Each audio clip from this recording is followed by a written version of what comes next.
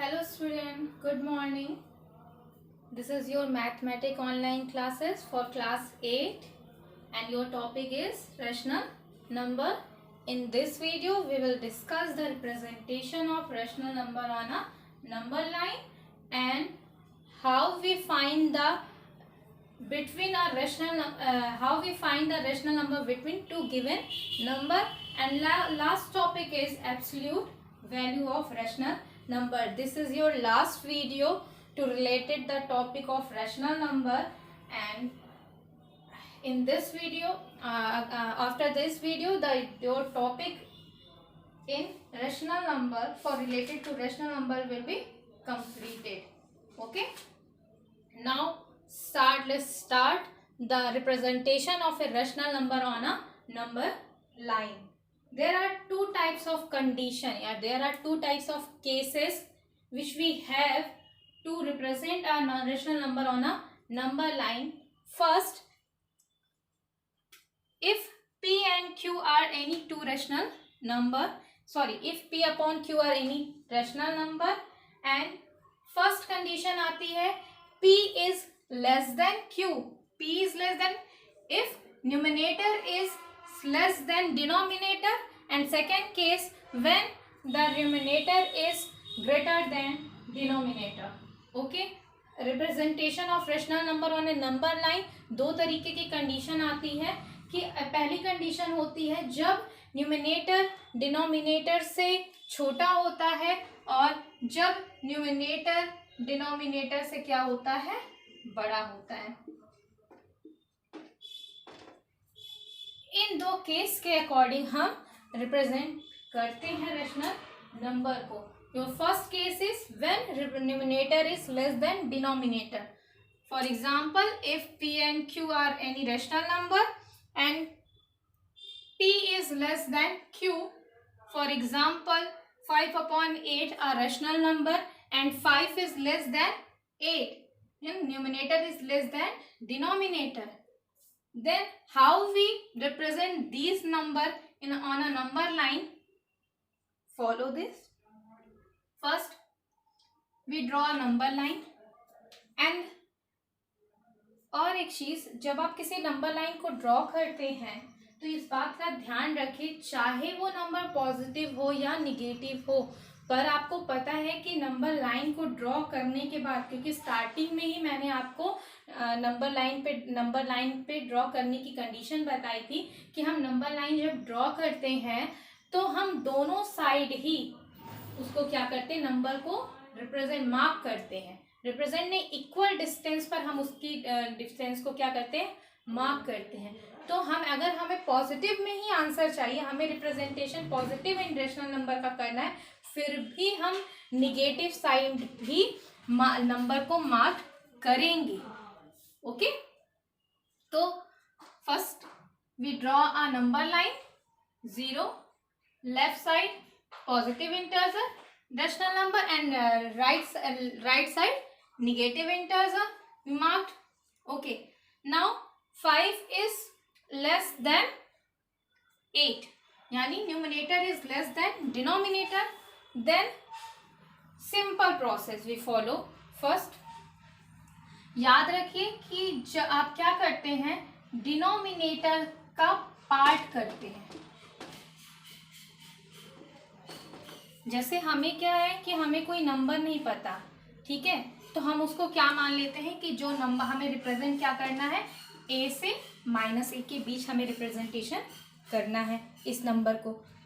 क्योंकि ये rational number है तो हम इसका रिप्रेजेंटेशन, कोई हमारे पास होल नंबर नहीं है तो यहाँ हम होल नंबर को मार्क नहीं कर सकते. तो जब हमारे पास होल नंबर नहीं है तो उस होल नंबर की जगह हम एक वेरिएबल ले लेते हैं a. जब इधर हम a लेंगे तो इधर हमें क्या लेना पड़ेगा, -a लेना पड़ेगा. नेक्स्ट स्टेप में क्या करते हैं, जो डिनोमिनेटर होता है, क्योंकि 0 मिड में है और हम एक साइड लेफ्ट साइड a लिखे हैं और राइट साइड -a लिखे हैं, तो जो डिनोमिनेटर होता है 0 से लेकर 8 तक के बीच में, a तक के बीच में हम उसके उतने पार्ट करते हैं. डिनोमिनेटर के अकॉर्डिंग हम पार्ट करते हैं. अगर डिनोमिनेटर 4 होता, डिनोमिनेटर 6 होता तो हम 0 से a के बीच के 6 पार्ट करते हैं, लेकिन डिनोमिनेटर कितना है, 8, तो हम 0 से a को 8 पार्ट में बांटेंगे। 0 को नहीं काउंट करते, 1 2 3 4 5 6 7 8 हो गया। इसे हमने 8 पार्ट में बांट लिया। अब हम डिवाइड कर लिया। अब हमसे क्या कह रहा है कि अब हम न्यूमिनेटर का क्या काम करते हैं। यहाँ न्यूमिनेटर का क्या मतलब होता है, न्यूमिनेटर से हम ये मेजर करते हैं कि उस 8 पार्ट में से वो 5 वाला पार्ट कहाँ पर है। एग्जाम्पल, फर्स्ट पार्ट ये हुआ, यानी ये हुआ 1/8, ये हुआ 2/8, ये हुआ 3/8, ये हुआ 4/8, और हमें क्या रिप्रेजेंट करना है, 5/8। तो ये वाला लाइन क्या होगा, 5/8। क्लियर है। और आप जब छोटे क्लासेस में थे तो आपने पढ़ा था कि अगर ऐसा कोई नंबर होता है 1/4 या 3/4, तो आपने एक सिंबल देखा होगा कि एक कोई बॉक्स होता था, उसके आप 4 पार्ट, क्योंकि डिनोमिनेटर होता था तो उसके आप 4 पार्ट कर देते थे, और जो न्यूमिनेटर होता था उसके अकॉर्डिंग आप उतने पार्ट को कलर कर देते थे। तो फिर वो पिक्चर आपकी ये रिप्रेजेंट करती थी कि ये पिक्चर है, ये रिप्रेजेंट क्या करती थी, 3/4। मतलब कि हम उस नंबर को इतना पार्ट में, किसी एक पार्ट को हम डिनोमिनेटर के अकॉर्डिंग डिवाइड करते हैं, और न्यूमिनेटर हमें ये बताता है कि उस पार्ट का कितना हिस्सा या कितना पार्ट हमने ले लिया है या उसके पास है, ये इंडिकेट करता है। और आप एक एग्जाम्पल स्केल के थ्रू भी ले सकते हैं। यू हैव 10 नंबर, 0 1 2 3 4 5 6 7 8 9, आपके पास 10 नंबर होते हैं। यानी एक स्केल में जब आप 0 से 1 के बीच देखते हैं तो आपको 10 लाइंस आपको दिखाई देती हैं।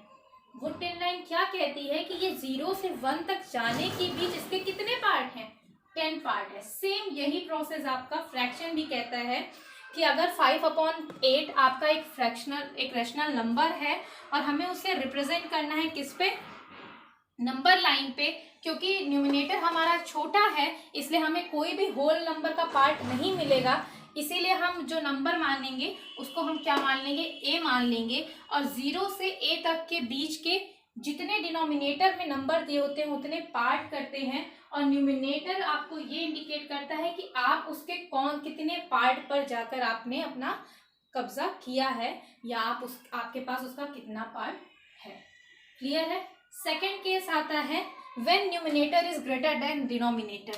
If p and q are p upon q are rational number and p is greater than q, then we follow these steps. First, for example, -5/2, -5/2 हमने एक बार यहाँ पॉजिटिव लेके बताया, एक बार निगेटिव, ताकि आप जान सकिए कि अगर पॉजिटिव निगेटिव को कैसे इंडिकेट करना है। हम एक ही क्योंकि आप सीनियर क्लास में आ चुके हैं, हमें बार बार चीज़ों को ये नहीं करना है कि निगेटिव का भी करके हर एग्जांपल देके समझाने का मतलब नहीं, क्योंकि कुछ चीज़ें आपको भी खुद से समझनी होगी, इसीलिए मैंने यहाँ पर निगेटिव ले लिया, निगेटिव रैशनल नंबर लिया। -5/2, -5 इज ग्रेटर, यहाँ पर -5 मत देखिए, यहाँ पर देखिए कि 5 is greater than 2, 5 is greater than 2 मतलब न्यूमिनेटर क्या है, डिनोमिनेटर से क्या है, बड़ा है। When numerator is greater than denominator, then first we convert these rational number into mixed fraction. ठीक है, मिक्स फ्रैक्शन रैशनल नंबर या मिक्स रैशनल नंबर। ओके, तो हमने इसको मिक्स रैशनल नंबर में कन्वर्ट कर लिया। कन्वर्ट करना आपको आता है, मुझे इसे बताने की जरूरत नहीं है, क्योंकि ये साइन अलग से है तो हम ये साइन किसको देते हैं, होल नंबर को देते हैं।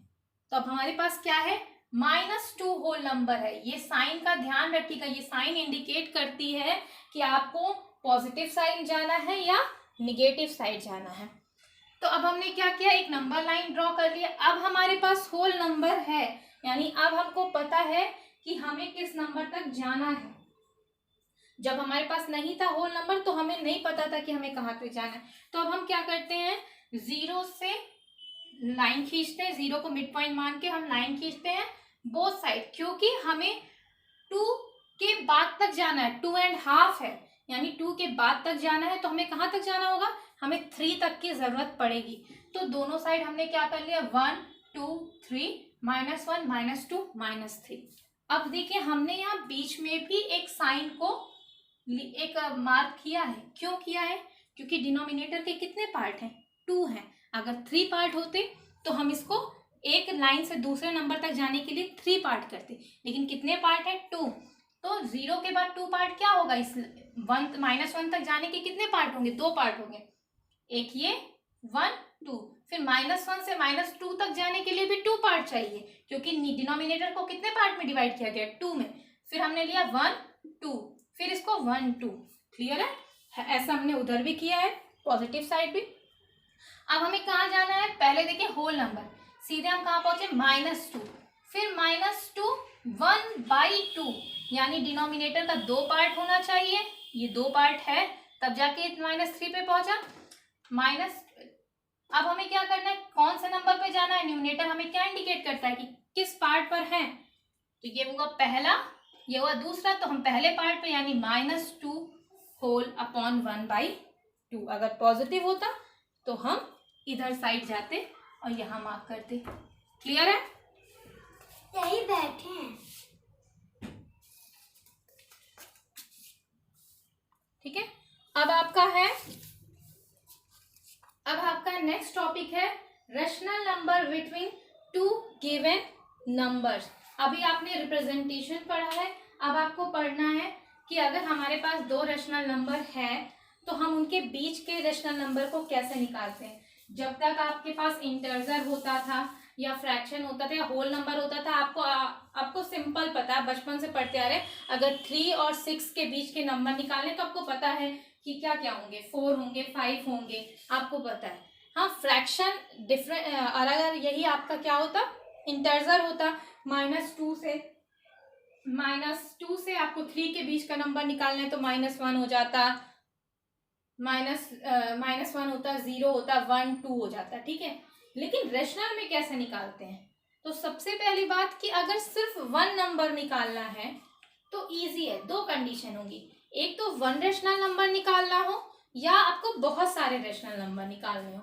तो जब 1 रेशनल नंबर निकालना होता है तो वो बहुत इजी वे में हो जाता है, लेकिन जब हमें बहुत सारे रेशनल नंबर चाहिए तो उसके लिए कुछ प्रोसेस होते हैं। पहले तो जब हमें क्या चाहिए, रेशनल नंबर के बीच सिर्फ हमें एक रेशनल नंबर चाहिए, तो हम क्या करते हैं, हम फॉर एग्जांपल लिए 1/6 एंड 2/3 हमारा कोई रेशनल नंबर है। अब इनके बीच का हमें सिर्फ बीच का एक रेशनल नंबर निकालना है, तो हम क्या करते हैं, दोनों रेशनल नंबर को ऐड करते हैं और उसे 1/2 से मल्टीप्लाई कर देते हैं। तो हमने इनको ऐड किया, एडिशन का प्रोसेस आपको आता ही है। हमें क्या मिला ऐड करने पर? 5/6 मिला। फिर हम इसे 1/2 से मल्टीप्लाई कर दिए तो वो हमें जो रिजल्टेंट नंबर मिल गया वो हमारा क्या हो गया, इनके बीच का एक रेशनल नंबर हो गया। हम 1/2 से मल्टीप्लाई क्यों कह रहे हैं, जबकि होता है कि add both number and divided by 2, then we get the next then we get the between the number. ठीक है। बट यहाँ पर आपका रेशनल नंबर है, ऑलरेडी ये अपॉन में है, तो जब आप 2 से डिवाइड करते हैं तो वो ऑलरेडी 2 नीचे वाले डिनोमिनेटर से क्या हो जाता है, मल्टीप्लाई हो जाता है। तो कंफ्यूजन ना हो इसलिए हम आपको बता देते हैं कि 1/2 से हम क्या कर रहे हैं, इसे मल्टीप्लाई करें। या तो इसे 2 से आप डिवाइड करिए या इसे 1/2 से मल्टीप्लाई करिए। क्लियर है? अब नेक्स्ट आता है आपका टॉपिक कि अगर हमें बहुत सारे रेशनल नंबर निकालने हैं। ठीक है। जैसे हमने कंडीशन ले ली कि हमें 5 रेशनल नंबर चाहिए। ठीक है। एक बात हमेशा याद रखिएगा कि कोई भी 2 rational number between any 2 given rational number there is infinite rational number. किसी भी दिए गए 2 रेशनल नंबर के बीच इनफाइनाइट रेशनल नंबर हो सकते हैं। ठीक है। तो कंडीशन बहुत है, अभी हम जो एग्जांपल लिए हैं इसमें हमने ये तो कह दिया कि हमें सिर्फ 5 चाहिए, बट इसके बहुत सारे रेशनल नंबर हो सकते हैं। इसे निकालते कैसे हैं, जब भी हम किसी चीज का कंपेयर करते हैं तो हमें क्या होता है कि हमें पता होता है कि ये नंबर और दूसरा नंबर दोनों एक ही फॉर्म में। जैसे हम होल नंबर लेते हैं, अगर हम कहते हैं कि हमें 5 से 8 के बीच के नंबर निकालने हैं तो दोनों एक ही कंडीशन में है ना। 5 भी कांस्टेंट नंबर है, 8 भी कांस्टेंट नंबर है। ओके, तो इनके बीच का हम निकाल लेते हैं।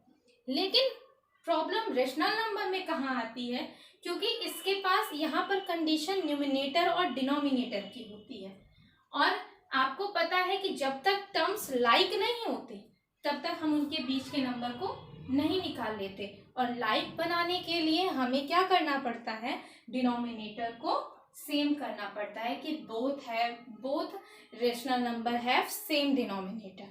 तो जब दोनों के डिनोमिनेटर सेम होंगे, जब दोनों लाइक होंगे, एक जैसे होंगे, तभी हम उनके बीच के क्या करेंगे, नंबर को निकाल सकते हैं। तो follow this to find the between the rational number. Firstly we find the like rational number, okay, then -3/2 and 5/3 are two rational number. First we find their